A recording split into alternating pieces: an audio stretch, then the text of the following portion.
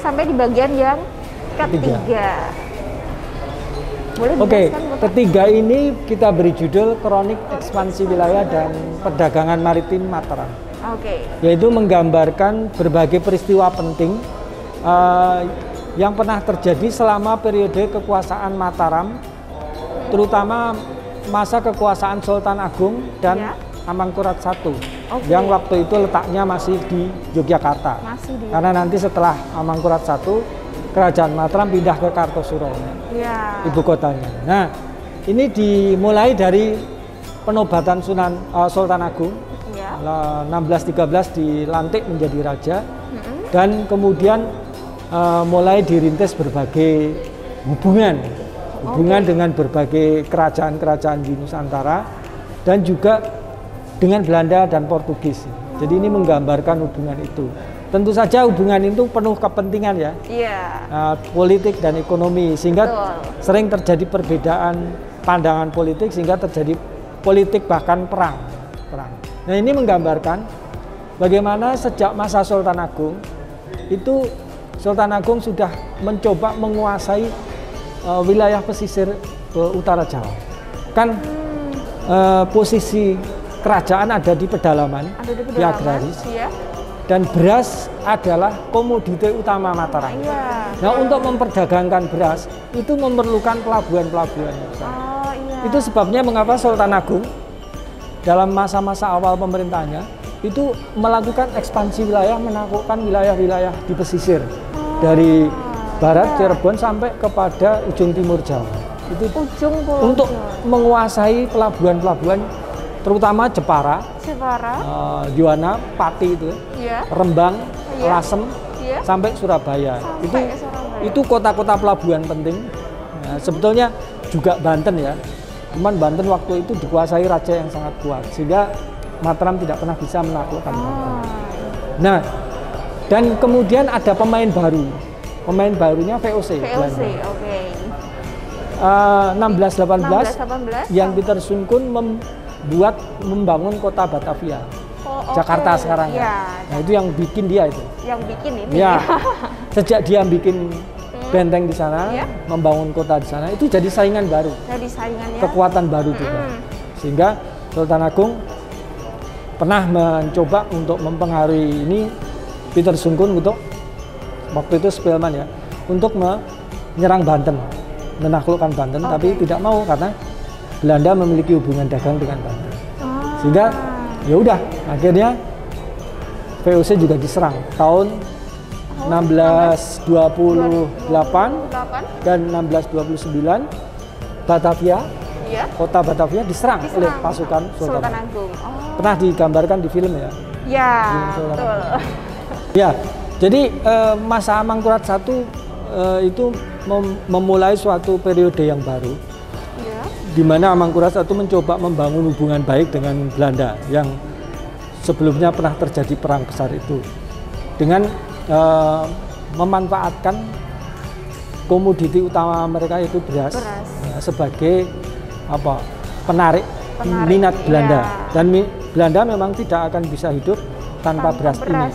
sehingga mereka mencoba menjalin hubungan yang baik. Oh. Nah, utusan-utusan duta-duta Belanda itu setiap tahunnya dikirim ke Mataram. Ya seperti pasal yang lain, memberi upeti, hadiah-hadiah supaya hubungan dagangnya baik gitu. Oh, iya. Nah, cuman ya kadang-kadang masih ada ketegangan itu. Nah, ya akhirnya Belanda diperkenankan lagi membuka rumah-rumah dagang seperti di Jepara, kemudian di Lasem, di Rembang, kemudian dan beberapa kota pelabuhan Semarang dan Demak itu menjadi wilayah-wilayah baru di sana. Nah, itu gambaran-gambaran di sini adalah ilustrasi-ilustrasi yang menggambarkan tentang hubungan itu. Pelabuhan-pelabuhan baru yang tumbuh di pesisir utara Jawa, yang awalnya hanya pelabuhan kecil menjadi semakin besar karena hubungan dagang yang terus terjalin waktu Iya. Amangkurat I. Dan waktu itu pelabuhan utama dari Mataram ada Jepara yang begitu ramai. Sebelah Ada di ujung ini. ini. Pelabuhan utama kerajaan Mataram itu adalah Jepara. Jepara. Dan ini adalah satu Ini adalah ilustrasi ilustrasi pelabuhan Jepara yang begitu ramai. Kalau kita lihat di begitu banyak sekali perahu, kapal, baik dari orang-orang Belanda, Portugis, Melayu, dan juga beberapa kapal dari berbagai wilayah di Nusantara. Dan kotanya sudah sangat maju sekali. Ini menara masjid di Jepara yang sangat terkenal itu, ada 5 tingkatan. Ini benteng keraton, tembok kota yang membentang di sana. Ini ada rumah-rumah dagangnya orang Belanda yang juga untuk pos-pos penjagaan dan sebagainya. Bea cukai juga ditarik di sini. Di sebelah situ. Cukainya juga ditarik di sini. Nah, ini menunjukkan betapa besarnya pelabuhan Mataram. Betul. Dari ilustrasinya saja waktu itu indah sekali ya, Pak? Iya, iya. Di latar belakangi oleh Muria, Gunung Muria. Gunung Muria. Yang sangat besar, sangat indah juga. Nah, ini adalah kloster yang ketiga, menggambarkan kronik reputasi Mataram dalam hubungan dagang maritim di sekitar Laut Jawa. Oke, seperti itu bagian yang ketiga Sobat Kinara. Dan di bagian selanjutnya mengenai ini instalasi. Mungkin kita bisa mulai dari Borobudur, dari kapal, kemudian ke sana. Ke sana, di sini yang terakhir. Ya. Oke. Yuk ikutin terus Sobat Kinara, kita akan lihat kapalnya yang tadi ada ciri khas Nusantaranya ya.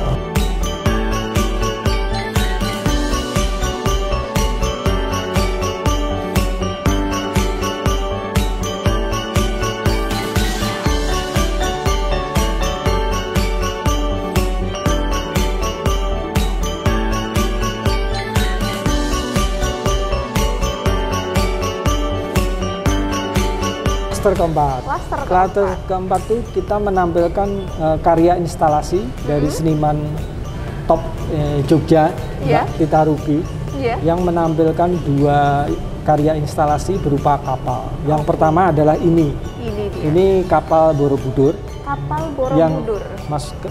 Yang diangkat dari relief Candi Borobudur seperti ini. Kemudian dia dibikin sketsa.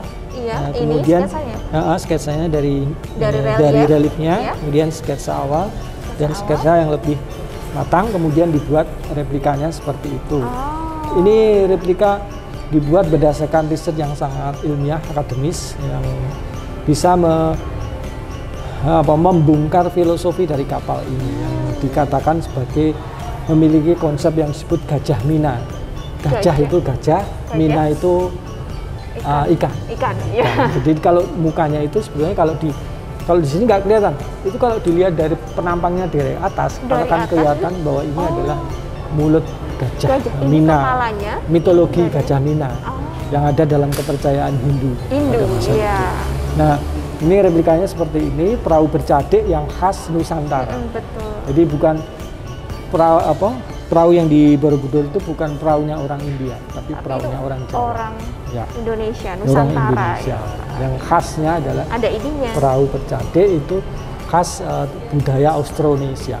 Karena orang Indonesia, Austronesia. Indonesia itu nenek moyang kita itu berasal dari Austronesia yang bermigrasi ke Pulau Nusantara pada masa itu. Kemudian yang kedua ada replika kapal yang kedua ya, Pak, yang dibuat ini sangat besar, lebih besar daripada replikanya.